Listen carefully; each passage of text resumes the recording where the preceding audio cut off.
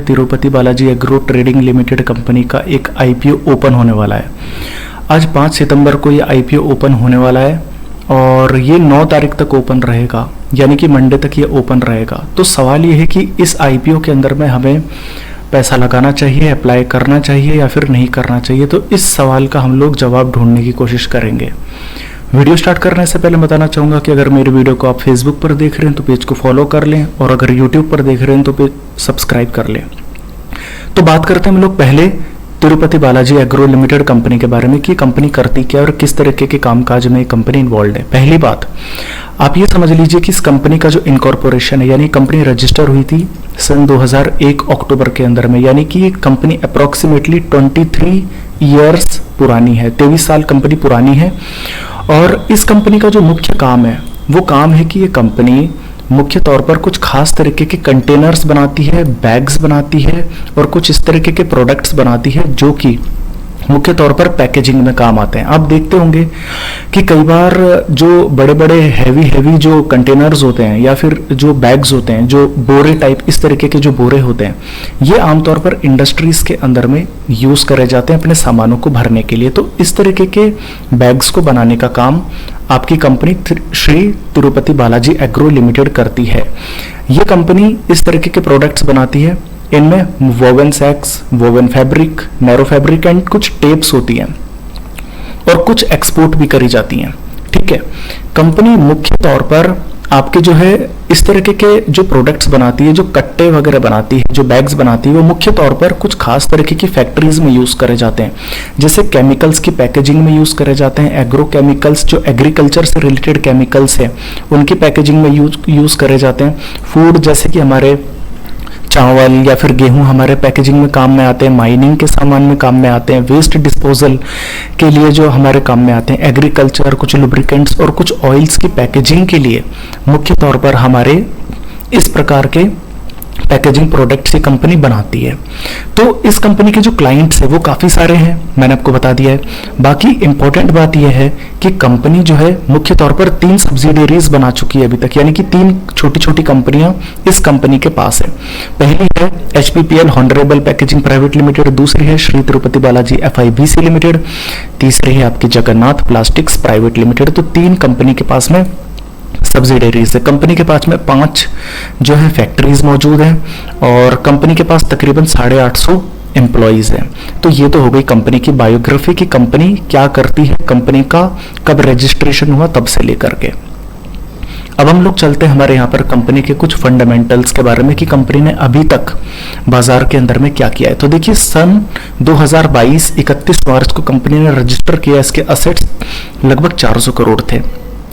2023 के अंदर में भी तकरीबन 400 करोड़ के आसपास के कंपनी के एसेट्स थे, जबकि पिछले साल कंपनी के जो एसेट्स हैं वो बढ़कर के पूरे 525 करोड़ हो चुके हैं। रेवेन्यू कंपनी का 450 करोड़ था, जो दूसरे साल में भी 478 करोड़ के अप्रॉक्स था। 2024 के अंदर में कंपनी का जो रेवेन्यू है बढ़कर के 550 करोड़ होता हुआ नजर आया। प्रॉफिट आफ्टर टैक्स कंपनी का जो था वो तकरीबन 13.5 करोड़ का था, 2024 में बढ़कर के 21 करोड़ हुआ और 2024 के अंदर में मार्च के अंदर में ये प्रॉफिट पूरा का पूरा डबल हो गया, यानी कि 20 करोड़ से लगभग 40 करोड़ के कंपैरिजन में हम लोग टच कर गए। तो इस चीज को आप थोड़ा याद रखिएगा कि प्रॉफिट्स कंपनी के डबल होते हुए नजर आए।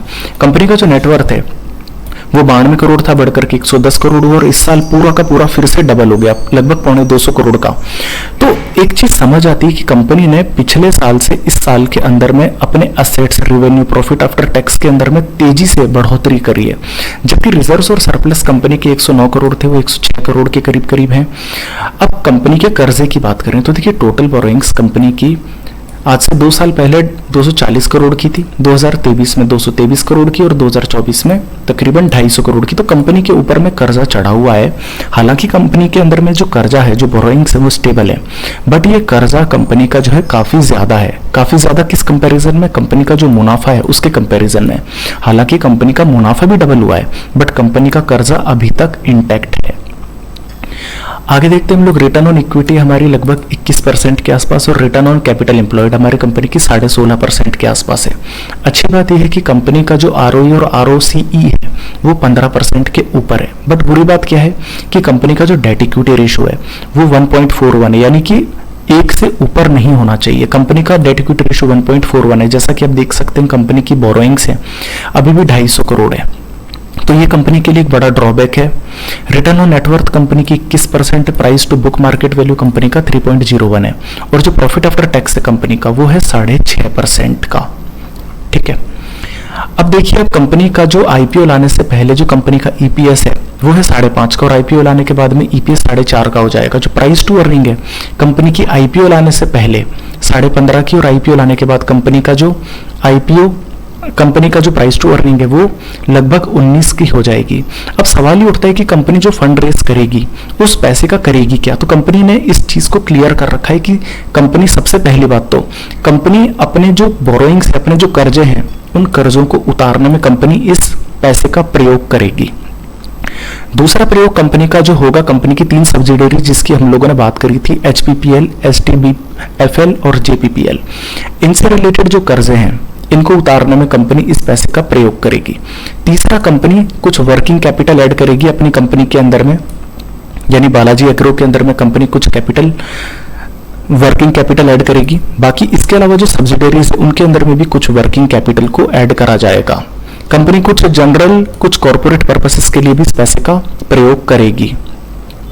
तो इतनी बात समझ में आ गई होगी। अब आप इस IPO की शुरुआत किस तरीके से हो रही है आप इसको देखने की कोशिश कर रहे हैं। देखिए, IPO हमारा जो आ रहा है वो आ रहा है हमारा 5 सितंबर को, यानी कि आज खुल रहा है हमारा IPO और 3 दिन खुला रहेगा 9 सितंबर तक, यानी कि मंडे तक हमारा ये IPO खुला रहेगा। फेस वैल्यू कंपनी की 10 रुपए हर एक शेयर। कंपनी का प्राइस बैंड है 78 रुपए से लेकर के 83 रुपए का। कंपनी का लॉट साइज है 180 शेयर्स का। कंपनी का टोटल साइज जो है, जो कंपनी फंड जुटा रही है वो है लगभग 170 करोड़ रुपए। 170 करोड़ के अंदर में से 122 करोड़ रुपए कंपनी फ्रेश इश्यू के जरिए, यानी अपनी हिस्सेदारी को बेच करके फंड क्रिएट कर रही है, जबकि कंपनी के जो प्रमोटर्स हैं वो तकरीबन 48 करोड़ का अपनी हिस्सेदारी को बेच करके फंड रेज कर रहे हैं। तो अच्छी बात यह है कि कंपनी अपनी हिस्सेदारी को बेच रही है। कंपनी के प्रमोटर्स इस कंपनी में से एग्जिट नहीं ले रहे हैं, जबकि पिछले IPO के अंदर में ज्यादातर OFS का हिस्सा था। तो ये इस कंपनी के लिए अच्छी बात है कि OFS का हिस्सा छोटा है। बाकी कंपनी बुक बिल्ट इशू के थ्रू जो है फंड रेज कर रही है। BSE और NSE में कंपनी लिस्ट होगी। इसके अलावा आप देखिए कि कंपनी जो ओपन हो रहा है IPO 5 तारीख को हो रहा है, 9 तारीख तक क्लोजिंग हो जाएगी। अलॉटमेंट मिला है या नहीं मिला है 10 सितंबर को आपको पता चल जाएगा। अगर अलॉटमेंट नहीं मिला है तो रिफंड 11 सितंबर को होगा। अगर अलॉटमेंट हुआ है तो 11 को ही आपके शेयर्स डीमैट में क्रेडिट हो जाएंगे। लिस्टिंग हो जाएगी 12 तारीख को। रिटेल के अंदर में बात करें, अगर मिनिमम 180 शेयर्स आपको खरीदने पड़ेंगे, मैक्सिमम 2340। HNIs के अंदर में मिनिमम 2520 खरीदने पड़ेंगे, जबकि मैक्सिमम 11880। अब इस कंपनी के अंदर में कुछ अच्छी चीजें और कुछ बुरी चीजें मैं आपको थोड़ा सा डिटेल में समझाता हूं। देखिए, यहां पर आप एक चीज समझिए कि कंपनी का जो भी ग्रे मार्केट के अंदर में प्रीमियम है वो तकरीबन 25 रुपए का चल रहा है। अब आप एक चीज समझिए कि कंपनी का जो IPO आ रहा है वो किस भाव के अंदर में आ रहा है। कंपनी का जो प्राइस बैंड है वो अप्रोक्सीमेटली आपके 83 रुपए तक का है। मैं आपको दिखा देता हूं। यहाँ पे जो कंपनी का जो प्राइस बैंड है वो कंपनी का प्राइस बैंड हमारे 78 से लेकर के 83 के आसपास का, ये देख लीजिए आप, 78 से 83 के आसपास का कंपनी का जो है प्राइस बैंड है। और ऐसे में ग्रे मार्केट प्रीमियम अगर आपका जो है यहाँ पर अच्छा खासा आपको मिल रहा है 25 रुपए का, अप्रोक्सीमेटली 30% का प्रीमियम आपको मिल रहा है। यानी कि अभी भी ये कंपनी जो है आपकी 30% ऊपर जाकर के लिस्ट होगी। तो ग्रे मार्केट के अंदर में अच्छा प्रीमियम कंपनी दे रही है, अच्छे वैल्यूएशंस पर कंपनी आ रही है। बाकी कंपनी जो है अपने कॉम्पिटिटर से अगर हम लोग कंपेयर करें तो सभी जो कॉम्पिटिटर्स हैं कंपनी के, उनका जो प्राइस टू अर्निंग है वो देख लीजिए 63, 20, 12, 36, 100, 57, 34। तो कंपनी का ऑन एन एवरेज 30 से लेकर के 40 कॉम्पिटिटर्स का जो price to earning ratio on an average मौजूद है, जबकि इस कंपनी का जो PE रेशो है वो हम लोगों को काफी कम जो है होता हुआ नजर आया है। आप देख सकते हैं कि आईपीओ के बाद भी कंपनी का 19 का भी जो है प्राइस टू अर्निंग नहीं बन रहा, यानी कि कंपनी बहुत सस्ते भाव के अंदर में अपना पब्लिक इशू लेकर के आ रही है। अब इस कंपनी के अंदर में कुछ बुरी बातें और अच्छी बातें हम लोग दोनों डिस्कस करने की कोशिश करेंगे। तो देख लीजिए कंपनी के जो प्रोज हैं, जो कंपनी की अच्छी बातें, वो ये है कि कंपनी बहुत बड़ी है अपने सेक्टर के अंदर में, और कंपनी जो है वैल्यूएशंस बहुत अच्छे हैं। मैंने आपको बताया कि कंपनी जो है 30% का आपको जो है प्रीमियम प्रोवाइड कर रही है, इतने सस्ते भाव के अंदर में कंपनी आ रही है, जबकि कंपनी का प्राइस टू अर्निंग रेशियो काफी कम है। कंपनी अपने सेक्टर के अंदर में बहुत बेहतरीन है, एग्रीकल्चर सेक्टर है। जब भी मॉनसून आएगा तो इस सेक्टर के अंदर में जब डिमांड आएगी तो इस कंपनी की भी डिमांड बढ़ेगी। लार्जेस्ट एक्सपोर्टर है, बहुत सामान जो है कंपनी का एक्सपोर्ट होता है। प्रॉफिट आफ्टर टैक्स कंपनी का जो है पूरा पूरा डबल होता हुआ हम लोगों को नजर आया है। 20 करोड़ का जो प्रॉफिट था पूरा लगभग 40 करोड़ का आपको जो है होता हुआ नजर आया है। कंपनी का जो आरओई और आरओसी है वो 15% के ऊपर निकल चुका है। तो ये चीज हम लोगों के लिए बहुत अच्छी है कि आरओसी और आरओई दोनों के दोनों 15% के ऊपर है। कंपनी का जो प्राइस टू अर्निंग रेशियो है वो हम लोगों को जो है काफी अच्छा नजर आया है। 20 के पीछे कंपनी नीचे, जबकि जो कॉम्पिटिटर्स हैं वो 40 के भी ऊपर ट्रेड कर रही हैं। कंपनी का जो प्राइस बैंड है 78 से 83 रुपए, तो 100 रुपए से कम है, तो ज्यादा से ज्यादा लोगों को अट्रैक्ट करने की कोशिश करेगा। इसके अलावा कोस्टॉक पर हमारे जो ग्रे मार्केट का प्रीमियम है वो ग्रे मार्केट का प्रीमियम अच्छा काम कर रहा है, लगभग 25 रुपए का प्रीमियम आपको मिल रहा है 30% के प्रीमियम के साथ। ये सारी चीजें कंपनी के अंदर में बहुत अच्छी है।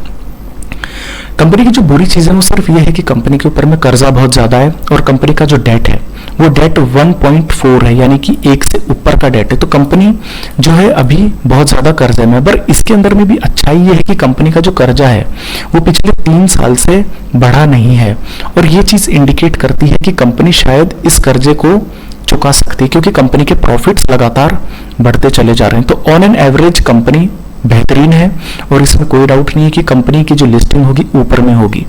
हालांकि देखिए जो इस आईपीओ की ओपनिंग है वो आज 5 तारीख को हो रही है। अभी सब्सक्रिप्शंस आएंगे और हो सकता है जो ग्रे मार्केट का प्रीमियम है ये बढ़ भी सकता है, कम भी हो सकता है।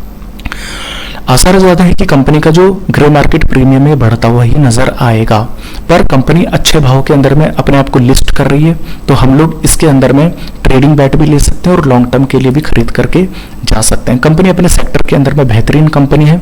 एग्रीकल्चर से डायरेक्टली रिलेटेड नहीं है, पर एग्रीकल्चरल प्रोडक्ट्स से रिलेटेड कुछ पैकेजिंग करती है। तो कंपनी जो है काफी हद तक मॉनसून पर भी डिपेंडेंट है। तो कहीं ना कहीं पर इंडिया के अंदर में इस तरह की कंपनीज के लिए मार्केट बहुत अच्छा होता है।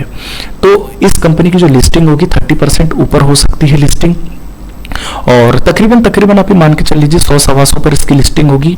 80 रुपए के अंदर में भी अगर ये शेयर आता है तो 100-125 पर इसकी लिस्टिंग होगी, और कंपनी जो है बहुत बेहतरीन है। आप चाहें तो इसके अंदर में जो है आईपीओ अभी आ रहा है, तो आप चाहें तो इसे तुरंत बेचने के मकसद से भी खरीद सकते हैं, और आप चाहें तो इसे 1-2 साल के लिए भी रख सकते हैं। कंपनी बेहतरीन है, लॉन्ग टर्म के लिए भी अच्छी है और शॉर्ट टर्म के लिए भी अच्छी है।